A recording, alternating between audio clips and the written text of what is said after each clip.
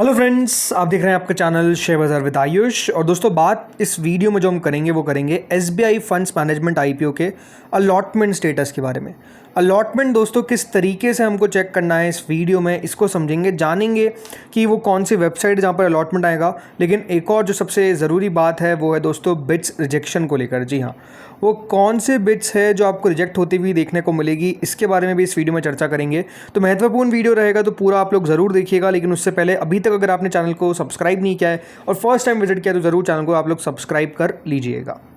तो दोस्तों, SBI funds आज का आप कह सकते हैं वो बहुत बड़ा महत्वपूर्ण दिन है, जिस दिन आपको पता चलेगा कि आपको आईपीओ मिला है या फिर नहीं मिला है।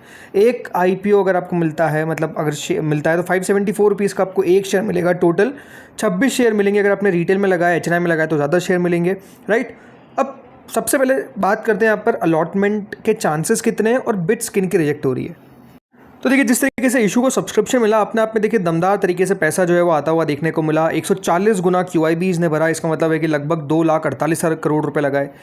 एचएनआई कैटेगरी 22 गुना तक सब्सक्राइब होती हुई देखने को मिली। 29,000 करोड़ रुपीज़ आए। रिटेल की तरफ से 3.76 टाइम्स, एम्प्लॉय की तरफ से 4.65 टाइम्स, शेयर होल्डर की तरफ से 9.52 टाइम्स, टोटल 41.73 टाइम्स। यानी कंपनी को लगभग 3 लाख करोड़ के आसपास दोस्तों यहाँ पर आप कह सकते हैं बोलियाँ मिलती हुई नजर आई है, जो दिखाता है कि रिस्पॉन्स कितना ट्रिमेंडस था जो कंपनी को आता हुआ नजर आया। अब जैसा मैंने दोस्तों कहा था, सबसे पहले तो यहाँ पर एक बात ध्यान रखिए कि रिजेक्शन किस तरीके से होता हुआ देखने को मिलेगा, इसके ऊपर चर्चा कर लेते हैं। देखिए, रिजेक्शन का मतलब क्या है। देखिए, कभी भी एक बात ध्यान रखिए, जब आपको आईपीओ में बहुत सारी कैटेगरीज होती हुई देखने को मिलती है तो काफ़ी लोग जो है वो बहुत ज़्यादा सिली मिस्टेक्स करते हैं। सिली मिस्टेक्स का मतलब क्या है कि मुझे लगाना रिटेल में था, गलती से मैंने शेयर होल्डर चुन लिया, या मुझे शेयर होल्डर में लगाना था, गलती से मैंने रिटेल चुन लिया। अब यहाँ पे तो आप कह सकते हैं कि देखिए बिड जो है वो रिजेक्ट नहीं होती, कि अगर शेयर होल्डर की जगह मैंने रिटेल चुन लिया तो बिड उधर तो रिजेक्ट नहीं होगी। बट एक बात ध्यान रखिए, जो लोग शेयर होल्डर नहीं थे और उनके द्वारा शेयर होल्डर में लगा दिया गया तो पहले तो उनकी बिड रिजेक्ट होगी। एक बात ध्यान रखिएगा, काफ़ी ऐसे लोग, हर बार देखा गया है जब भी शेयर होल्डर कोटा आता है कि काफ़ी ऐसे लोग अप्लाई करते हैं शेयर होल्डर के अंदर जो बेसिकली शेयर होल्डर है ही नहीं, बट स्टिल वो अप्लाई कर रहे हैं। रीज़न भी उनको लगता है कि अरे हमने तो शायद 8 तारीख को ले लिया था, तो क्या पता कंपनी हमको अलाउ कर दे, या फिर हमने तो दोस्तों यहाँ पर शेयर होल्डर लिया नहीं, अब किसको पता चल रहा है, हम तो अप्लाई कर देते हैं। ऐसा नहीं होता है। हमेशा एक बात ध्यान रखिए, जो रजिस्ट्रार होता है ना, उसके पास सारी इन्फॉर्मेशन रहती है। सारी इन्फॉर्मेशन किस प्रकार से कि कौन कौन एलिजिबल है, कौन कौन एलिजिबल नहीं है, उस रजिस्ट्रार के पास वो सारी इन्फॉर्मेशन रहती है according to your CDSL account या NSDL अकाउंट जो भी है, राइट। उसमें डेट आती है, उसमें डेट शो होती है। तो जब भी एक बात ध्यान रखिए, शेयर होल्डर के सामने आपको शेयर्स अलॉट होंगे तो पहले वो मैच होगा कि बेसिकली आप एलिजिबल थे भी कि नहीं। उसके बाद जाकर दोस्तों जो एलोकेशन है वो किया जाएगा। तो शेयर होल्डर के अंदर आप मान के चलिए 9.52 टाइम जो आपको सब्सक्रिप्शन दिख रहा है, एटलीस्ट ये आपको 1 गुना तो कम होता हुआ दिखेगा। तो मेरा ये मानना है कि जिसने 9 लॉट भी लगाए ना, उसको 1 लॉट तो पक्का मिलेगा ही मिलेगा अगर उसने शेयर होल्डर में अप्लाई किया। दूसरी चीज कैटेगरी के अंदर बहुत आप इस बार देखेंगे रिजेक्शन, वो है एम्प्लॉयज़ की। इतने ज़्यादा दोस्तों एम्प्लॉय के अंदर पैसा आया है, 870 करोड़ रुपए। यहाँ पर भी प्रिटी श्योर हूँ मैं कि काफ़ी ऐसे लोग हैं जो एम्प्लॉय थे ही नहीं और उन्होंने एम्प्लॉय में लगा दिया। क्योंकि एम्प्लॉय के अंदर होता क्या है, पहली बात तो देखिए डिस्काउंट मिलता है। तो काफ़ी लोगों को लगता है क्या पता चल रहा है, हम डिस्काउंट के लिए अप्लाई कर देते हैं, हमको तो 54 रुपीज़ सस्ते में मिल रहा है शेयर। देखिए, यहाँ पर भी सेम बात है। कंपनी जो है वो सारा डेटा शेयर करती है CDSL को, सॉरी रजिस्ट्रार को। एम्प्लॉय कैटेगरी कैसे रखी जाएगी, अब सोचिए। एम्प्लॉयज़ के नाम होंगे कंपनी के पास, तभी तो कंपनी कहेगी कि हाँ ये हमारे एम्प्लॉय, आप अगर ये अप्लाई करते तो आप इनको एलोकेट करिएगा, राइट। उसके अलावा थोड़ी ना यहाँ पर आप अप्लाई कर पाएंगे।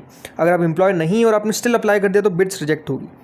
तीसरी बात यहाँ पर, जिसने दोस्तों गलती कर दी, रिटेल में भी अप्लाई कर दिया या एचएनआई में भी अप्लाई कर दिया।